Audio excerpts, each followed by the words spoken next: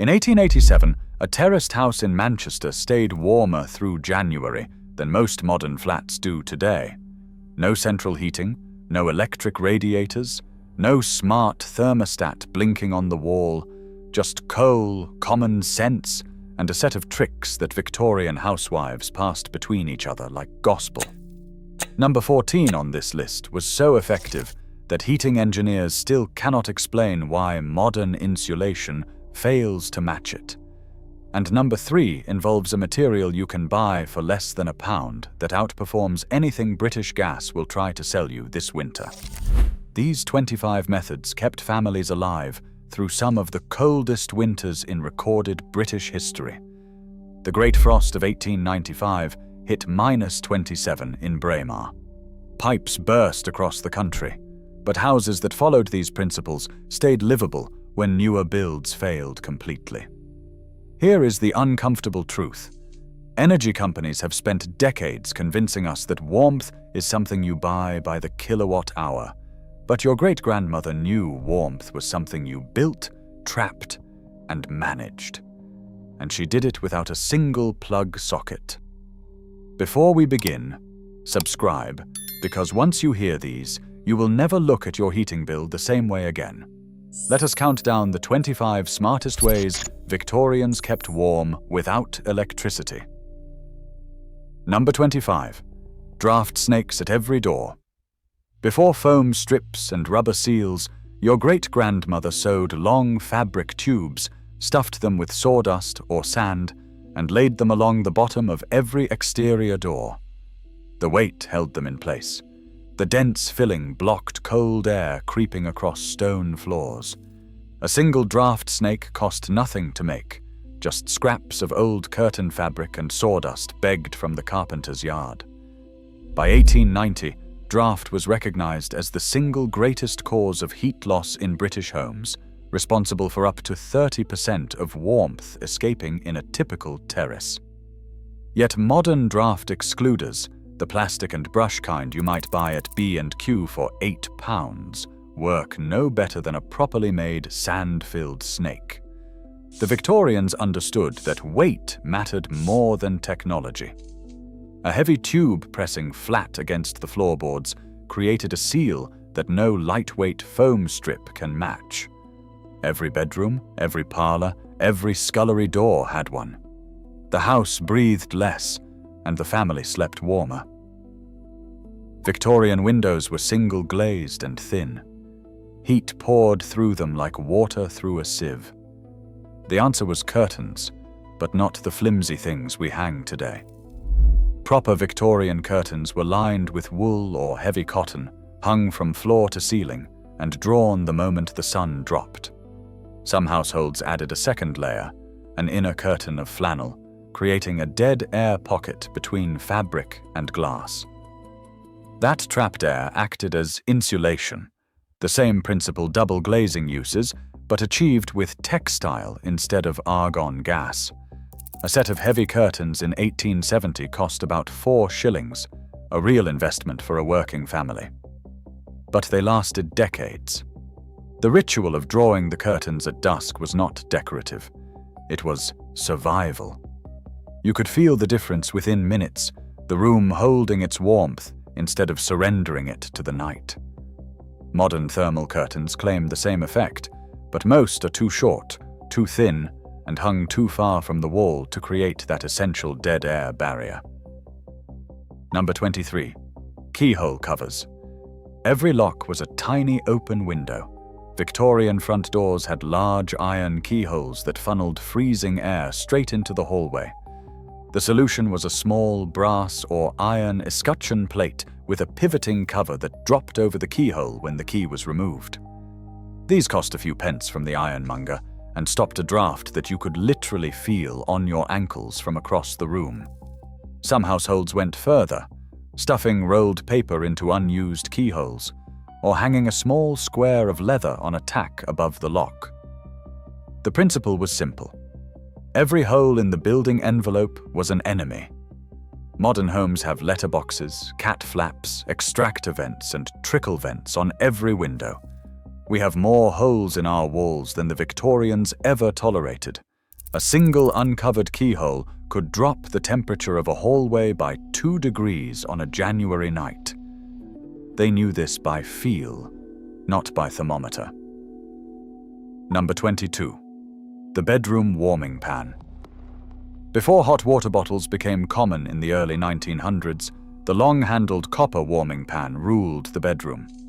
Filled with hot coals from the kitchen fire, it was swept between the sheets 10 minutes before bed, warming the linen from foot to pillow. The copper conducted heat evenly, and the long handle meant you never burned yourself or the fabric. A warming pan cost about 3 shillings in 1880 and lasted a lifetime. The nightly ritual of warming the beds fell to the youngest daughter or the housemaid. You would hear the scrape of the pan across the mattress and smell the faint char of coal through copper. By the time you climbed in, the sheets felt like they had been warmed by the sun. We replaced this with electric blankets that cost £40, consume energy all night, and carry a fire risk that would have horrified any Victorian housewife. Number 21. Internal shutters on every window. Most Victorian sash windows came with solid wooden shutters that folded into recesses in the wall. When closed at night, those shutters added a thick layer of timber between the room and the glass, cutting heat loss dramatically. Studies by Historic England found that original Victorian shutters can reduce window heat loss by up to 60%, outperforming some modern secondary glazing. The wood itself insulated, and when the shutters met flush, they sealed drafts around the frame that curtains alone could not catch. When homeowners ripped out original shutters during modernizations in the 1960s and 70s, they removed one of the most effective insulation features the house ever had. The irony is painful. We stripped the shutters, installed single-pane aluminium windows, then wondered why the heating bills went through the roof. Restoring original shutters today costs upwards of £500 per window. Victorians had them fitted as standard. Number 20. Hot bricks wrapped in flannel. When coal ran low and warming pans seemed extravagant, a common house brick heated by the fire and wrapped in old flannel served as a personal radiator. Placed at the foot of the bed or held on the lap, a properly heated brick could radiate warmth for 3 to 4 hours. The dense clay stored heat far longer than water. Children took wrapped bricks to school in the coldest months, tucked under their coats on the walk and placed beneath the desk. A brick cost nothing. The flannel was always a worn-out shirt or petticoat given one final purpose. This was warmth distilled to its most basic form. No fuel burned after the initial heating, no ongoing cost, no moving parts, just stored thermal energy, slowly released. Modern heat packs use the same principle but cost £12 and last half as long. First pattern break. The Victorian chimney strategy. Here is where it gets clever. Most people think Victorian fireplaces were wasteful, and in one sense they were. An open fire sends about 80% of its heat straight up the chimney. But Victorian builders knew this. The fireplace was never meant to heat the room by radiation alone. It was an engine for air circulation. The fire drew cold air in through gaps around doors and windows, warmed it as it passed the grate, and sent it upwards. The room was constantly flushed with moving air, which is why Victorian houses rarely had problems with damp or condensation. Modern draft-proofed homes trap moisture that rots window frames and grows black mold. The Victorians sacrificed some heat efficiency for air quality, something building scientists are only now rediscovering. The Building Research Establishment published a report in 2019 admitting that oversealed modern homes create health hazards the Victorians never faced. They were not inefficient. They were engineering airflow. Number 18. Rugs and carpet layering on stone floors. Stone and tile floors radiated cold upward like an open freezer. Victorians layered rugs over rugs, sometimes 3 deep, creating insulation that transformed a freezing scullery into something bearable. The bottom layer was often old sacking or hessian, laid directly on stone. Above that went a drugget, a coarse wool fabric sold by the yard for about 6pence in the 1870s. On top sat whatever decorative rug the family could afford. Those 3 layers trapped air between them, and air, when it cannot move, is one of the best insulators known to science. The same principle governs modern cavity wall insulation. We spend thousands filling wall cavities with foam. The Victorians achieved the same underfoot with scrap fabric and a few pennies worth of hessian. Number 17.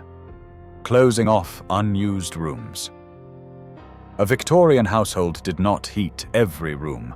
The parlor stayed cold until visitors arrived. Spare bedrooms were sealed shut from October to March. Doors were closed, keyholes covered, and curtains drawn across doorways to shrink the living space to only the rooms the family actually used. This concentrated the heat from a single fire into a manageable area. A family of 6 might live, eat, and sleep in 2 rooms through the worst of winter. The rest of the house could drop to near freezing, and nobody cared, because nobody went in there. Modern families heat 4-bedroom houses to 21 degrees in every room, including the spare bedroom nobody enters for months. The Victorians would have called this lunacy. They heated what they used, and they used what they heated. Simple arithmetic that we forgot, the moment central heating gave us the illusion of infinite warmth. Number 16. Chimney balloons and throat restrictors. When a fire was not lit, the chimney became an open tunnel to the sky, pouring cold air directly into the room. Victorian households blocked the chimney throat with a board, a bundle of rags, or later, a purpose-made register plate. The draft stopped instantly, and the room held its warmth for hours longer. Some households used an inflated pig's bladder wedged into the flue, the ancestor of modern chimney balloons that sell for £20 on Amazon. The principle has not changed in 150 years. An open chimney can extract the entire volume of warm air from a room in under an hour. Blocking it when not in use was one of the single most effective things a Victorian household could do. Today, most homes with disused fireplaces leave the flue wide open, hemorrhaging heat 24 hours a day, 365 days a year. The cast-iron kitchen range was never just a cooker. It was the heart of the house. A well-stoked range like a Kitchener or an Eagle burned continuously, heating the kitchen to a comfortable temperature while simultaneously warming a back boiler that circulated hot water to a tank upstairs. The thermal mass of cast iron meant the range radiated heat for hours after the fire died down. Walls adjacent to the range stayed warm all night. Families positioned the kitchen at the center of the house so that its heat bled into surrounding rooms. By 1880, a good quality range cost between £3 and £5, a significant sum, but it cooked every meal, heated the water, dried the laundry, and warmed the house. One appliance, no electricity, no gas bill. We replaced it with a boiler, a hob, an oven, a tumble dryer, and an immersion heater. 5 machines to do what one range did for the cost of a few buckets of coal a week. When cold penetrated the walls, Victorians stuffed crumpled newspaper into every available cavity.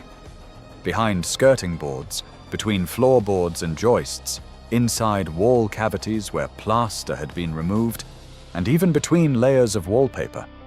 Newspaper is an extraordinary insulator. The multiple thin layers trap air in tiny pockets, and the cellulose fiber itself resists heat transfer. Studies at the University of Bath found that dense packed cellulose, which is essentially processed newspaper, performs comparably to modern fiberglass insulation. Builders restoring Victorian homes today regularly find walls stuffed with newspapers from the 1880s and the 1890s, still doing their job after more than a century. The Victorians stumbled onto a principle that the insulation industry now sells back to us at premium prices, rebranded as eco-friendly cellulose loft insulation. Your great-grandmother used yesterday's Times. We pay £60 a roll for the same material in a fancy wrapper. Number 13. Bed curtains and four-poster logic. The four-poster bed was not a status symbol for the working class. It was a survival tool. Heavy curtains drawn around all four sides of the bed created a microclimate, trapping body heat inside a small enclosed space. Even without a full four-poster, many Victorian families hung curtains from a rail above the bed, or positioned the bed in an alcove with a curtain across the opening. The principle was identical: reduce the volume of air your body needs to heat. A bedroom at 5 degrees Celsius becomes perfectly comfortable when your sleeping space is a curtained box warmed by your own body. This technique predates the Victorians by centuries, but they refined it. The curtains were heavy, the bed was piled with blankets, and the sleeper woke warm despite frost on the inside of the window glass. We heat entire bedrooms to 18 degrees all night long. They heated a box the size of a wardrobe with nothing but their own warmth. Second pattern break. Why your radiators are in the wrong place. The Victorians positioned fireplaces on internal walls wherever possible. The chimney breast stored heat in brick and radiated it back into the room for hours after the fire went out. Modern radiators sit under windows, the coldest part of the wall, fighting a battle they can never win. The original logic for putting radiators under windows was to counteract cold drafts from single glazing. But now that most homes have double or triple glazing, the draft is gone, and the radiator is just pumping heat into the coldest surface in the room. Thermal imaging studies show that up to 30% of radiator output is lost through the wall behind it when it is positioned on an external wall. The Victorians would never have put their heat source against the coldest surface. They put it in the middle, surrounded by thermal mass, and let the building do the work. We do the opposite and wonder why our bills are enormous. Number 11. Draft-proof lobbies and vestibules. The classic Victorian hallway was designed as a thermal airlock. The front door opened into a small vestibule or porch, often with a second inner door. Cold air entering from outside was trapped in this buffer zone before it could reach the living spaces. Even modest terraces had a short hallway with a door at each end serving the same purpose. Modern open-plan designs eliminated these airlocks entirely. We knocked through hallways, removed internal doors, and created vast connected spaces where cold air from the front door rushes straight into the kitchen. The Victorian double-door entrance was not about formality, it was about physics. Number 10. Horsehair plaster walls. Victorian interior walls were plastered with a mixture of lime, sand, and horsehair. That horsehair was not just a binding agent. It created tiny air pockets throughout the plaster, giving the walls a degree of insulation that modern plasterboard cannot match. Lime plaster also regulated humidity, absorbing moisture when the air was damp and releasing it when conditions dried. This prevented the condensation that modern homes struggle with constantly. When we stripped original lime plaster and replaced it with gypsum board on metal studs, we removed a breathing, insulating skin and replaced it with a thin, rigid sheet that does neither job as well. Number 9. Stacking the fire with slack. Coal slack, the fine dust and small fragments left at the bottom of the coal scuttle, was never thrown away. At night, a Victorian housewife would bank the fire by covering the hot coals with a thick layer of damp slack. This smothered the flames, but kept the embers alive underneath, burning slowly through the night and keeping the room at a low but steady warmth until morning. By 5 in the morning, the fire could be raked open, fresh coal added, and the room brought back to full temperature in minutes. Without this technique, the fire would die completely, and relighting in a freezing kitchen with numb fingers was miserable work. A bag of slack cost almost nothing. Sometimes it was free from the coal merchant's yard. It turned an 8-hour fire into a 16-hour one. We set our thermostats to drop at midnight and kick back in at 6 in the morning. The Victorians achieved the same overnight temperature management with a shovel of coal dust. Number 8. Porridge and hot meals as internal heating. The Victorians understood something modern nutrition overlooks. A hot meal is a heating system. A bowl of porridge in the morning raised core body temperature for hours, reducing the need for external heat. Victorian workhouse records show that porridge, served at 6 in the morning, was considered essential not for nutrition alone, but for warmth. The body generates heat through digestion, a process called thermogenesis. Dense, slow-digesting foods like oats, suet puddings, and stews kept the internal furnace burning long after the meal was finished. Families planned their heaviest meals around the coldest parts of the day. Modern advice says, eat light and turn up the heating. Victorian logic said, eat heavy and turn down the fire. They were using their own bodies as radiators. Number 7. Ash from the fire as insulation. Fireplace ash was never simply discarded. Thrifty households collected cooled ash and packed it between floor joists, into roof spaces and around pipes. Wood and coal ash is a surprisingly effective insulator, trapping air in its powdery structure just as modern loft insulation does. It also repelled insects and absorbed moisture. Ash was free, abundant, and endlessly renewable in any household that burned solid fuel. The practice was so common that Victorian building manuals mention ash-filled cavities as a standard construction technique in poorer dwellings.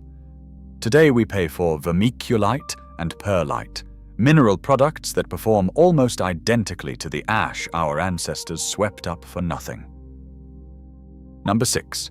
Reflective surfaces behind the fire. The back plate of a Victorian fireplace was often polished iron or lined with fire brick set at a slight angle to reflect heat outward into the room. Some households placed a sheet of tin behind the grate, creating a crude but effective heat reflector.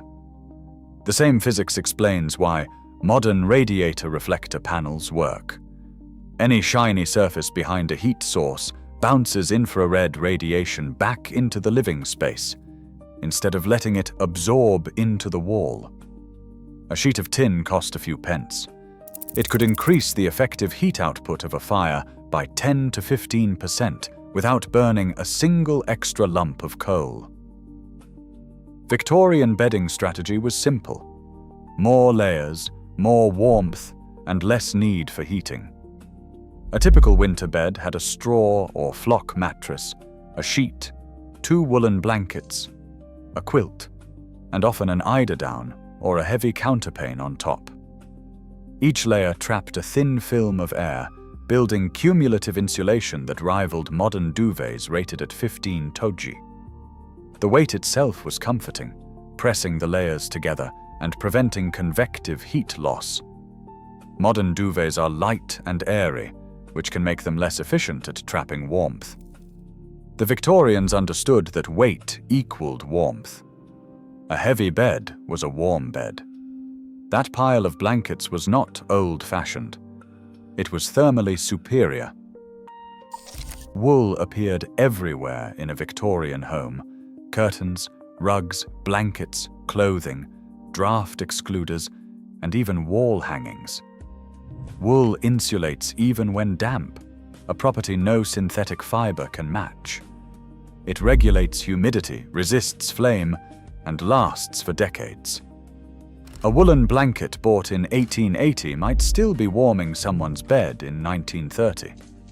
The shift to synthetic fabrics, nylon curtains, polyester bedding, and acrylic carpets removed wool from the home and replaced it with materials that insulate poorly, generate static, and trap no moisture. The Victorians lived surrounded by the finest natural insulator on Earth. We swapped it for plastic. Third pattern, break. The lost art of thermal mass. Victorian houses were built from brick, stone, and plaster, dense materials that absorbed heat during the day and released it slowly at night.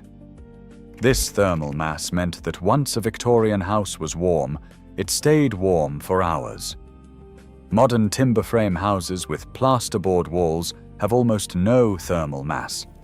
They heat up fast, and they cool down fast. The moment the boiler switches off, the temperature drops like a stone. A Victorian terrace, once properly warmed, held its heat through the night because the walls themselves were storage heaters. We build houses that lose heat the moment we stop paying for it. They built houses that gave heat back for free. Number 2. The kitchen ceiling era. Wet clothing draped around a room drops the temperature and raises humidity, making everyone feel colder. Victorian kitchens solved this with the ceiling-mounted pulley era, a wooden frame hoisted near the ceiling where rising heat from the range dried clothes without cooling the room.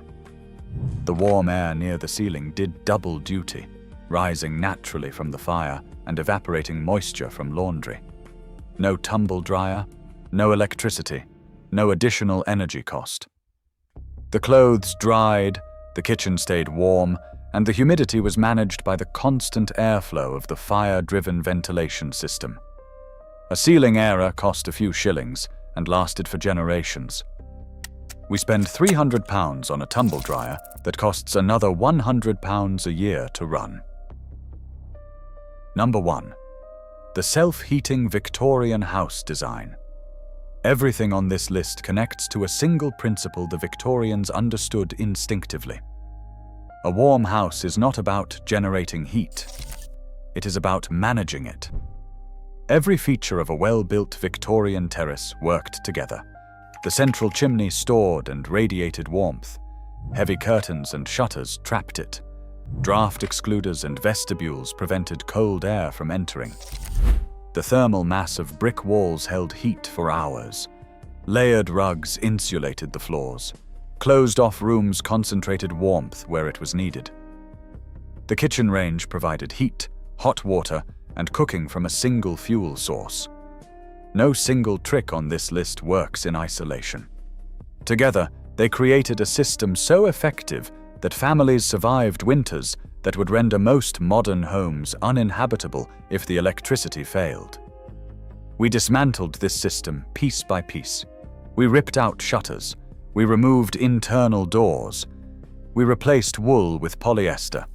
We swapped lime plaster for plasterboard. We put radiators on the coldest walls and opened up floor plans that scatter heat into empty space. Then we complained about the bills. Here is my challenge. Try just one of these this week. Hang a heavier curtain. Block an unused chimney. Close the doors to rooms you are not using. Check your thermostat in the morning and tell me if the Victorians were wrong. Share which one you are going to try in the comments, because I want to know if the draft snake gets more love than the newspaper insulation. These were not quaint old habits. They were engineering solutions that energy companies spent decades making us forget. Your great-grandmother knew. Now you know too.